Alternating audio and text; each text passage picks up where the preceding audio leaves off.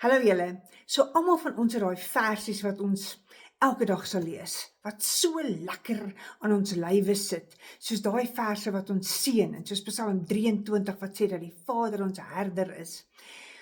Maar dan is daar Jakobus 3 vers 16, waar daar staan, waar daar jaloesie en selfsug is daar wanorde en alle gemeene dade. Hierdie verse het die afgelope tyd regtig tot my hart gespreek. En hoekom? Want waar daar mense is wat jaloers is op jou en selfsugtig is en eintlik met jou die hele tyd baklei, ontneem hulle jou van die seëninge van die Vader en jy's die hele tyd onrustig. Jy kan nie jou roeping uitleef oor hierdie goed wat oor jou uitgespreek word nie. Daar's mense wat jou manipuleer en intimideer en wat net nie van jou hou nie. Punt.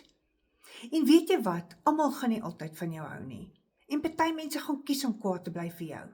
Maar jy kan kies om hulle te vergewe en aan te gaan en grense daar te sit. Jy kan grense daar sit om jou te beskerm, want jy moet, sodat jy kan aangaan en die volheid van die Vader se seëninge kan ervaar.